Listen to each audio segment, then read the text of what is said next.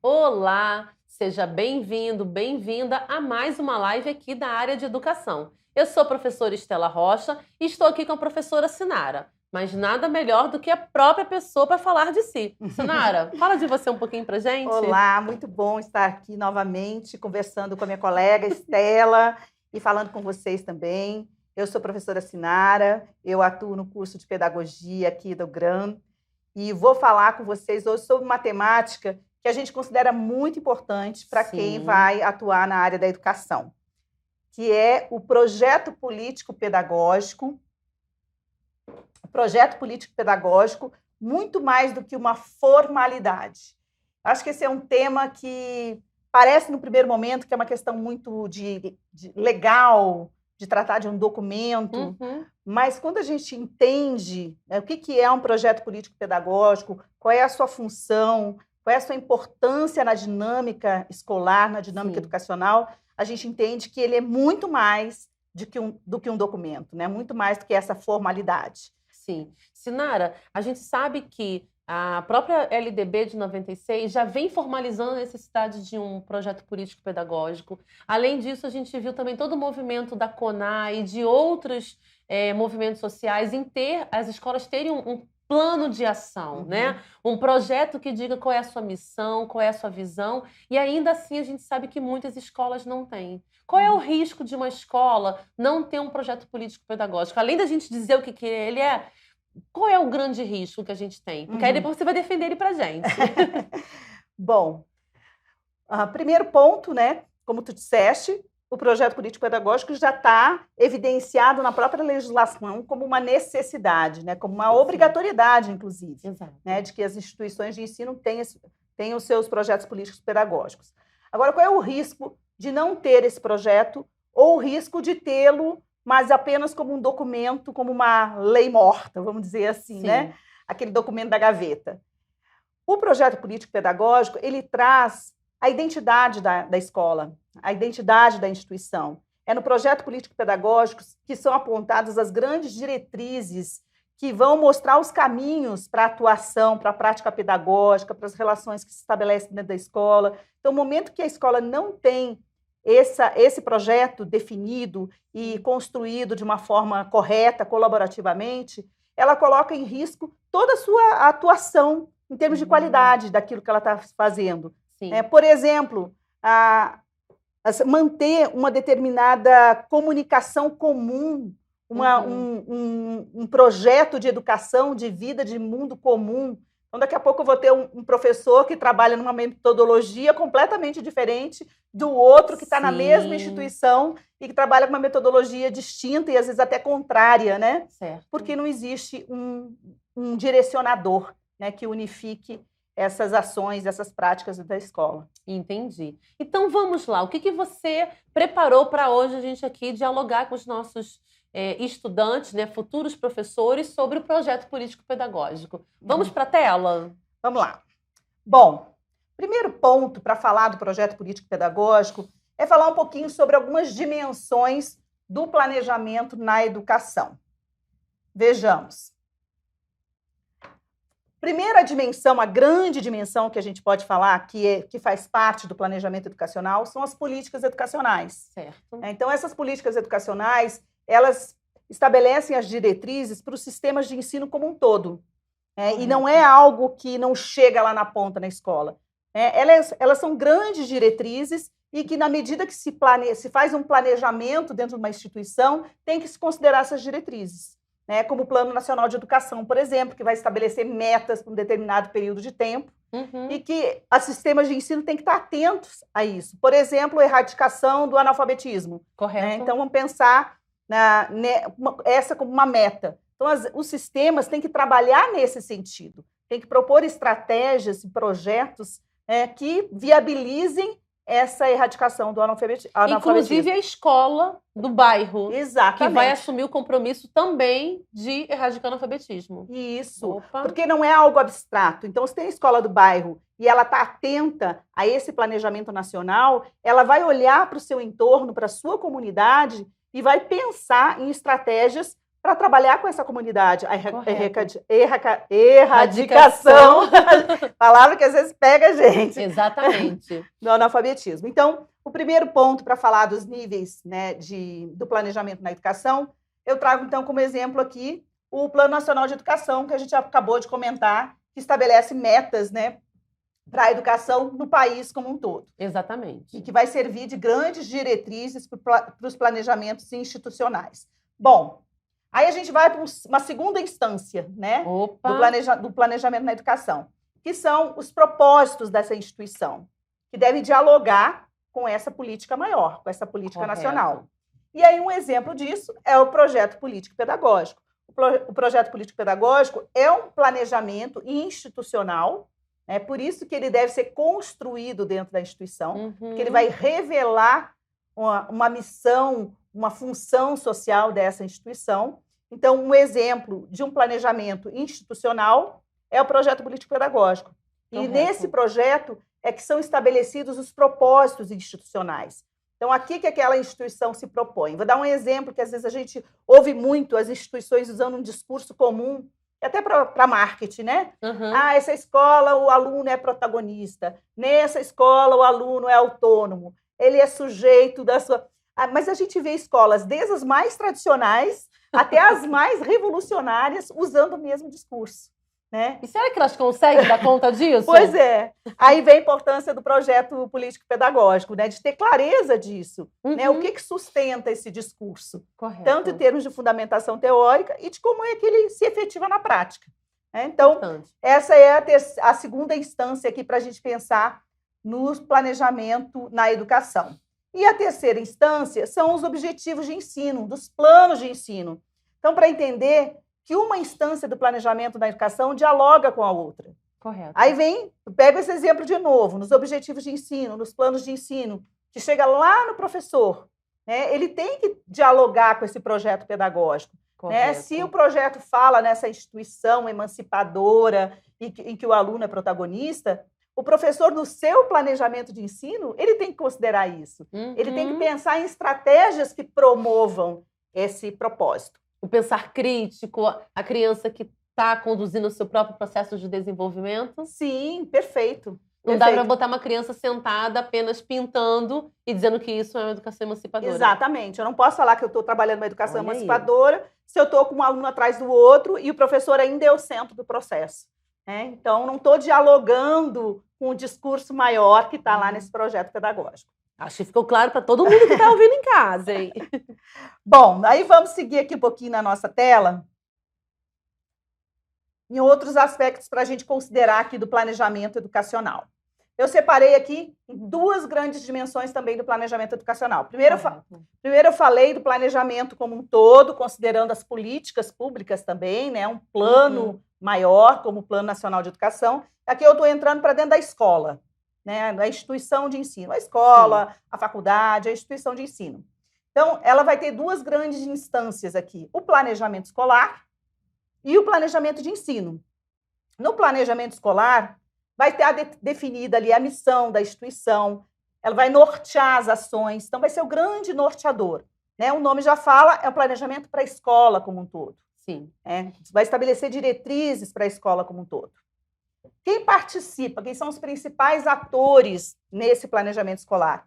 A comunidade escolar como um todo, e aqui entender a comunidade escolar como todos os segmentos de uma instituição. Né? Isso envolve professor, envolve funcionário, envolve gestores, envolve os alunos, a comunidade como um todo, que faz parte desse entorno dessa instituição. Correto. Então, envolve todos esses sujeitos aí da comunidade escolar.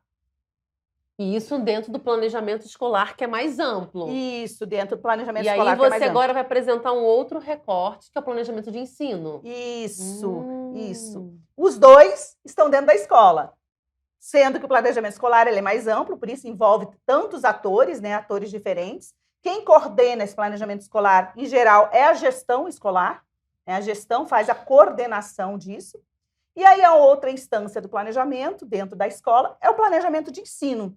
O planejamento de ensino, como o nome diz, né, está muito relacionado às questões de ensino, dos processos de ensino e de aprendizagem. Então, são aquelas ações pedagógicas que tem que considerar esse planejamento escolar. né? Se a escola define uma metodologia daquela escola, né, o planejamento de ensino daquele professor ou daquela professora tem que dialogar, né, com essa metodologia. Correto. Então, poderia dizer, por exemplo, quando você fala do planejamento escolar, eu fico pensando aqui na questão do comportamento desse espaço. Então, essa escola, olhando, por exemplo, as ODS, assumiu ali um compromisso pela sustentabilidade, está fazendo todo um programa em prol da questão da reciclagem na sua escola, ela assumiu esse papel. O professor, no planejamento de ensino, vai prever isso como atividade. Sim. Fiz uma boa tradução? Ótimo, ótimo exemplo. Então, ele vai ter um projeto, por exemplo, dentro da área de atuação dele, que vai colocar em prática, né, esses objetivos. Então, se ele fala que o aluno tem que ser um aluno emancipador, um sujeito crítico, eu não estou esperando que o professor faça todo o trabalho dele. De jeito e nem nenhum. que ele vá para casa e o professor faça maquete. O pai faça maquete. Não, de jeito nenhum. Aí está andando na contramão, né, do projeto pedagógico. Vocês estão pegando as dicas aí de casa, gente? Olha, presta atenção, hein? Bom, e o planejamento de ensino também tem alguns níveis, né? Sim. Então, o planejamento de ensino envolve desde um plano de uma unidade curricular, né, ou de uma disciplina, né, uma matéria, né? Existem várias denominações, Exatamente. Né? Então, envolve desde esse planejamento maior até o plano de aula, no dia a dia. Aquele planejamento aula a aula. Certo. Então, se eu tenho pegar esse exemplo aí, a escola assumiu o compromisso, né, com os Objetivos de Desenvolvimento Sustentável. O professor lá de sociologia, junto com o professor de ciências, junto com o professor de matemática, fizeram um projeto integrador, fizeram um projeto interdisciplinar para trabalhar com os estudantes, né, ações relacionadas a esses objetivos. Pode definir 1, 2, 3, 4 objetivos e trabalhar em função disso. Independente da disciplina, eles trabalham de forma interdisciplinar. Isso. Correto, acho que está muito claro para todo mundo de casa. Espero que sim. Bom, em relação ao planejamento de ensino, o grande responsável aqui é o professor, são os docentes. Né? Sempre articulados com a coordenação pedagógica, que tem um papel muito importante, muito estratégico dentro da escola, por isso a importância do nosso curso de pedagogia, né? Com certeza. Porque o pedagogo ele tem uma função dentro da escola de orquestrar esses processos de planejamento, de fazer essa intermediação entre a gestão escolar, o professor, essa intermediação com a comunidade escolar. Então, é um profissional muito estratégico dentro da instituição de ensino. Sim. Né? Então, quando eu falo no planejamento de ensino, eu não consigo não olhar para o pedagogo, né? Para a coordenação pedagógica, em parceria aí com os docentes. E aí, o que mais que nós temos para você nos apresentar sobre o projeto político-pedagógico? Vamos lá. Bom, o projeto político-pedagógico, ele tem 3 P's, né? Tem o PPP. Opa! Bom, o primeiro P é do projeto. Por que projeto? Porque vai propor ações, né? E são ações que visam concretizar os objetivos educacionais. Então, o projeto político-pedagógico ele é propositivo também. Interessante. Ao mesmo tempo que ele estabelece esses objetivos, ele já faz proposições. Por isso ele é um projeto. Sim. Né? Então, ele estabelece algumas diretrizes, algumas orientações para que aqueles objetivos se concretizem. Correto. Por isso que ele é um projeto. Agora, por que ele é político? Ele é projeto político-pedagógico, né? Ele é político porque ele vai expressar uma determinada concepção de mundo, de sociedade, de função social. Então, no projeto político-pedagógico, a função social da escola fica definida. Né? Como a escola se posiciona diante da sociedade. Que modelo de sociedade essa instituição defende. Correto. Por isso que ele é político, porque tem sua intencionalidade. Né? Existe, sim, uma ideologia, né, por trás também dessa construção. Claro que a gente não está aqui falando de política partidária, que eu sempre falo isso para as pessoas não confundirem. A gente está falando do fazer mundo, né? Do nosso papel social no mundo. E qual é o último P? E o último P é o pedagógico, né? Bom, ele é pedagógico porque ele vai direcionar os processos de ensino e de aprendizagem. Ele é o grande direcionador. Isso significa que o projeto político-pedagógico, ele dialoga com o dia a dia da ação do professor em sala de aula. Tem que haver essa conexão. Mesmo que o professor não tenha descrito isso, sabe? Assim, letra por letra, mas ele precisa ter consciência disso. Opa, porque toda ação é intencional. Exatamente. A nossa atuação em sala de aula do professor, ela tem que ter uma intenção pedagógica, né? Eu não posso simplesmente decidir agora fazer uma maquete. Como isso se relaciona com o meu objetivo de ensino, não é isso? Exato. Professora? Exato. É como uma dinâmica de grupo, né? Uhum. Uma dinâmica de grupo, se ela não tiver um planejamento, uma intencionalidade, um objetivo claro e definido, ela pode se transformar numa simples brincadeira, né? Exatamente. Que não vai ter um propósito pedagógico.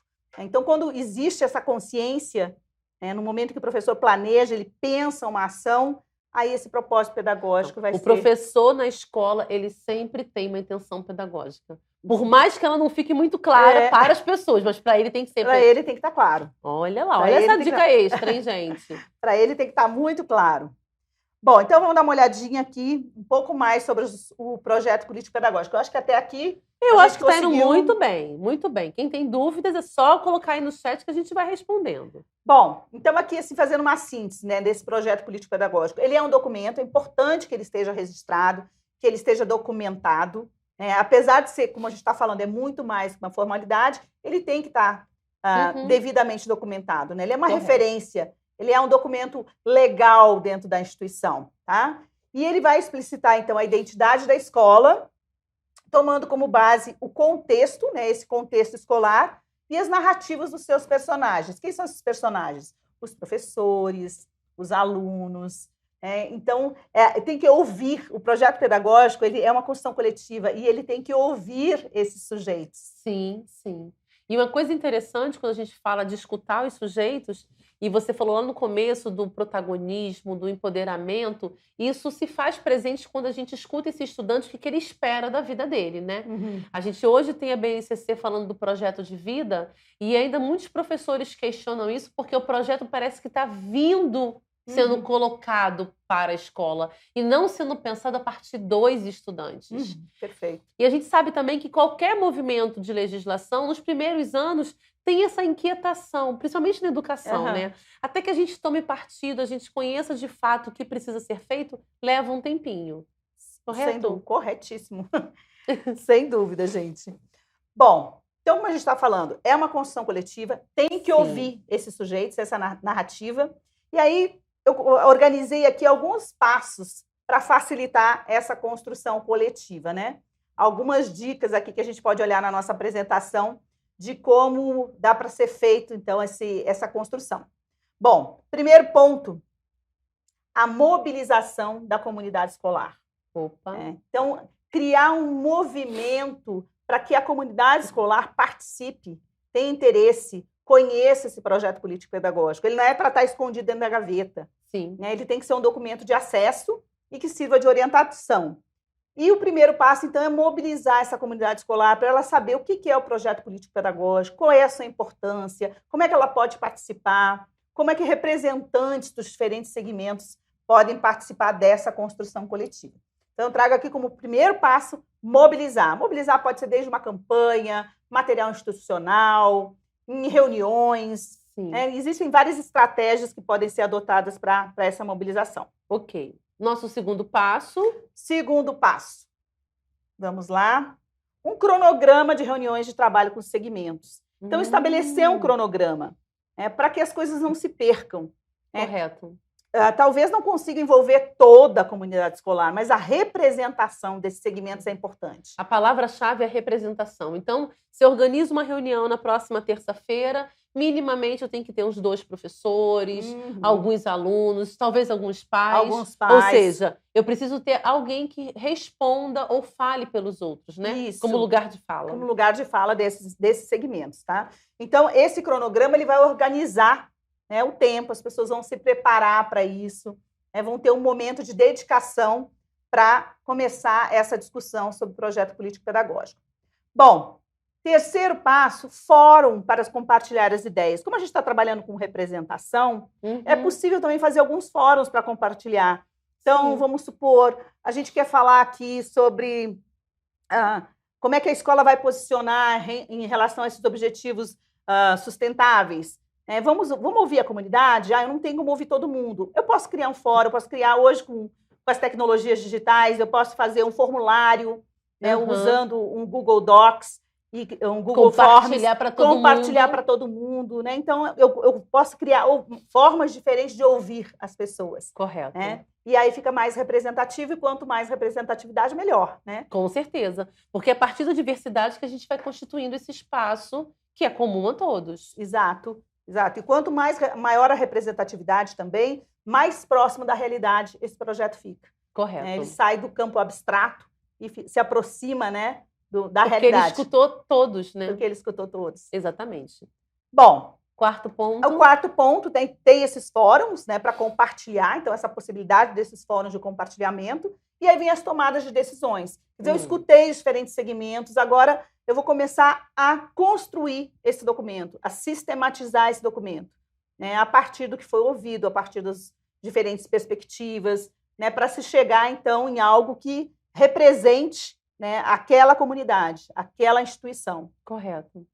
E você estava falando aí sobre essas questões do fórum, da tomada de decisão, me remeteu a uma situação que eu vivenciei numa escola em que eu trabalhei, em que essa escola, no seu PPP, ela fazia uma revisão anual, com todo esse cronograma de trabalho, a participação de todas as pessoas, e num determinado momento, não era o foco daquela revisão, mas eu fiz um levantamento para que a gente adotasse uma discussão sobre a imagem que representava o nosso projeto político-pedagógico. Uma estudante tinha feito um desenho, e aí o desenho não dialogava com a visão e a missão da escola. Uma escola que empoderava, uma escola que buscava formação crítica e tinha como desenho uma chave de fenda, um martelo, um alicate.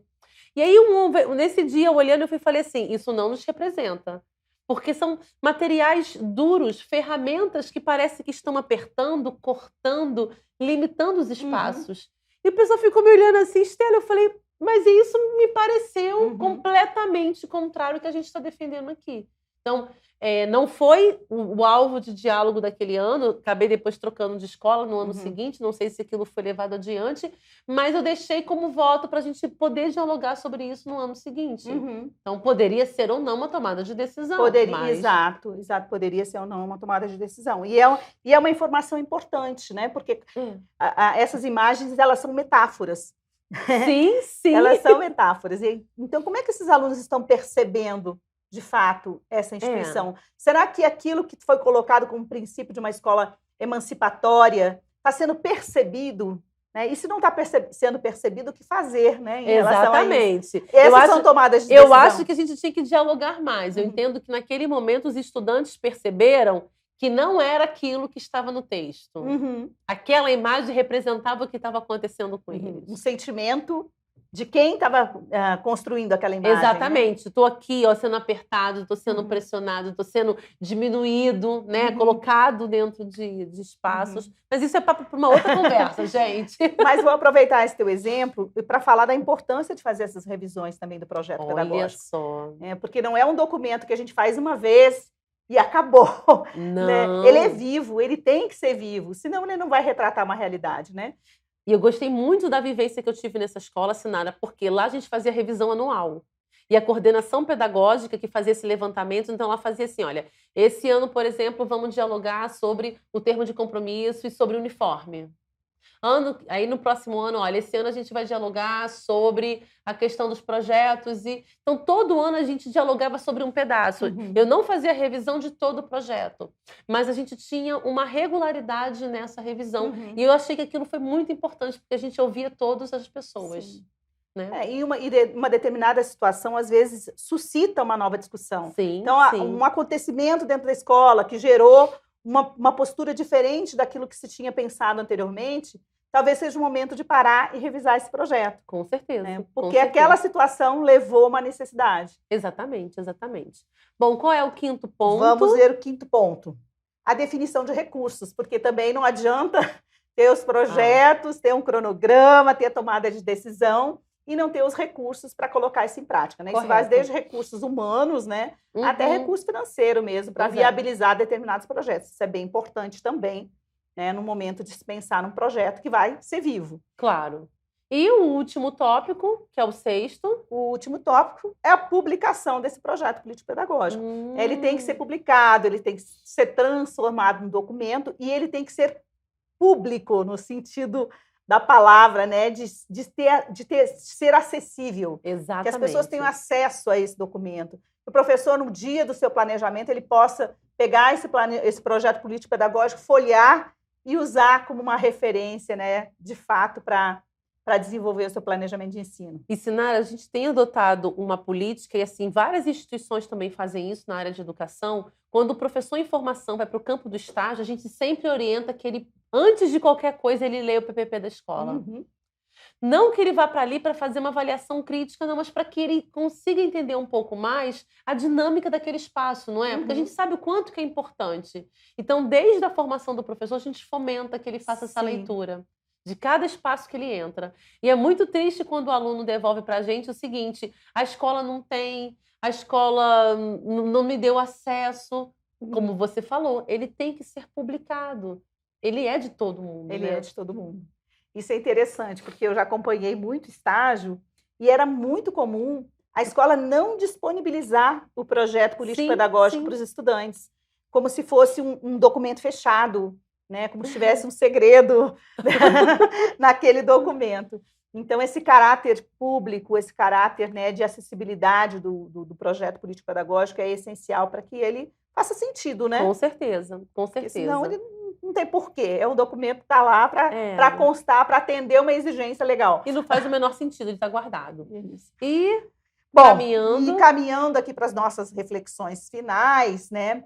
Vamos falar um pouquinho sobre a relevância para a consolidação e o crescimento da instituição, ou seja, o impacto, né, desse projeto político-pedagógico para que essa instituição cresça, se consolide, né, como instituição de ensino. Então, vamos ver alguns elementos que eu destaquei aqui para a gente refletir.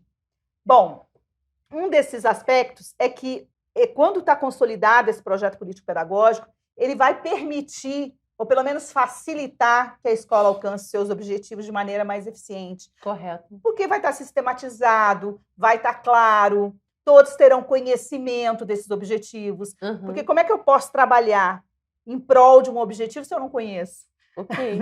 Como é que eu vou pensar em estratégia se eu nunca vi o que se pretende, né, como instituição? Entendi. Vamos lá, o que mais? Bom, um outro ponto. Define o que deve ser feito e como deve ser feito. Também dá diretrizes muito práticas. Claro, né? claro. Assim como traz a missão, a visão, os valores, né, que são as grandes referências, também vai dar caminhos, vai dar indicativos, né, de como colocar isso em prática.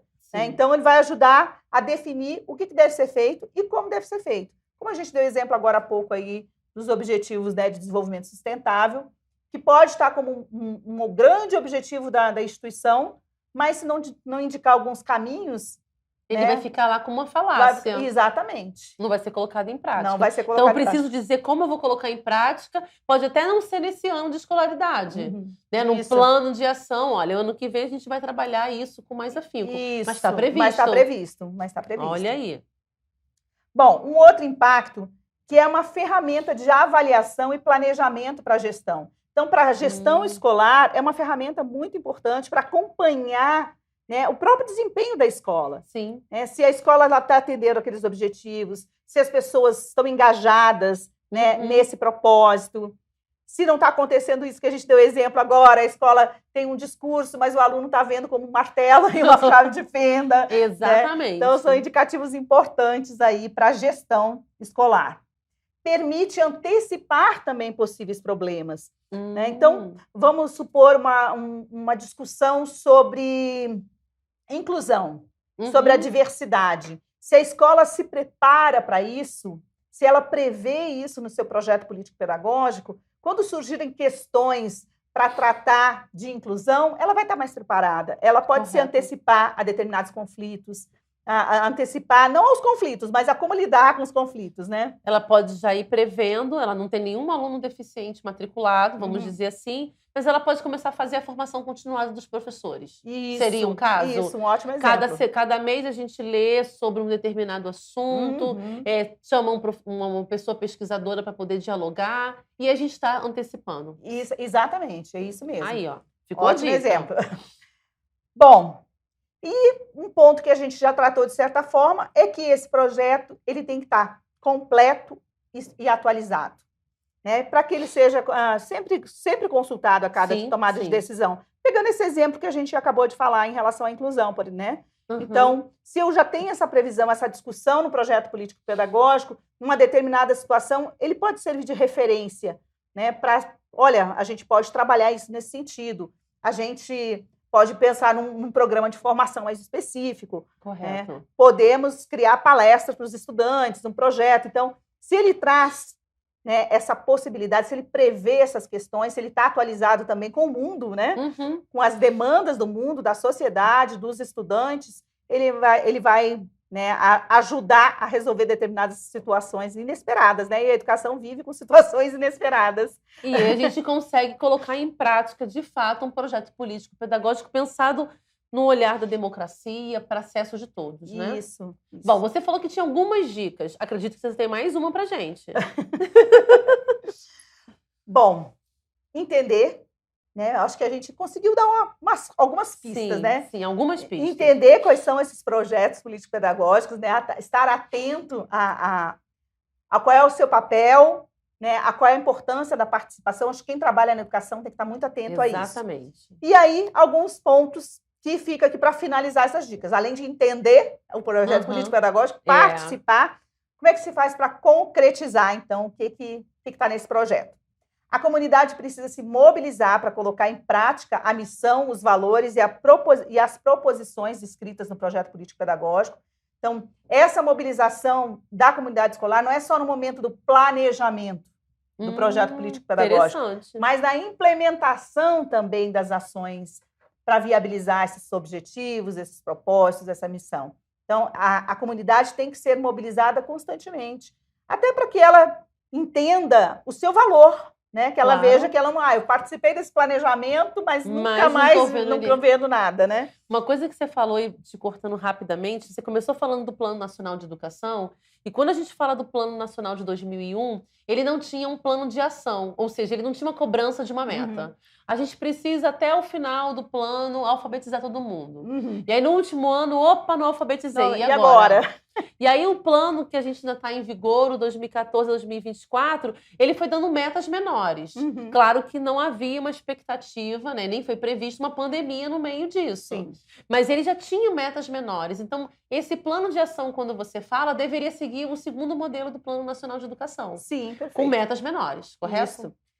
E serve, como a gente vai ver aqui na apresentação, para o próprio projeto político-pedagógico. Sim. Ele pode ser a longo prazo, mas a gente precisa ter planos de ação para que esses objetivos sejam aos poucos, né, alcançados e para que haja um monitoramento também. Sim, sim. Para ter esse acompanhamento, para não chegar no final e dizer, não deu, não conseguimos, né? Não conseguimos, exatamente. Então, essa é uma das dicas, que se façam planos de ação dentro da escola para que esses objetivos sejam alcançados gradativamente.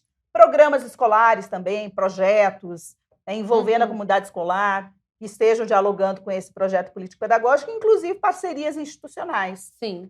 Com parcerias com outras instituições que vão contribuir para que a escola alcance lá os seus propósitos previstos nesse projeto. Opa, olha, gente, eu tenho certeza que vocês adoraram daí de casa todas essas mini dicas, porque quando a gente soma todas as mini dicas, a gente tem um grande projeto, né? Sair do papel da formalidade. Esse documento é um documento não só norteador da educação daquela escola, mas daquela comunidade. Então, quando a gente percebe que uma escola ela está comprometida, não que as outras escolas não sejam, mas que ela está mais comprometida, né, com um plano de ação para todos, fica muito, muito visível no seu projeto político-pedagógico, né? Ela divulga na rede social, ela acaba recebendo mais estagiários, porque um comenta com o outro, todo mundo quer participar daquela escola, não é isso? Essa escola ela vai ser mais atraente e ela vai ser, vamos usar assim, uma expressão mais confiável, né? Sim, essa escola, eu sei que ela propõe isso e ela faz isso. E ela cumpre. E ela cumpre isso. Porque ela consegue apresentar. Sinara, quero agradecer a sua participação nesse bate-papo. Gente, qualquer dúvida, coloca no chat que a gente vai responder para vocês logo em seguida, tá? Tchau, tchau. Tchau.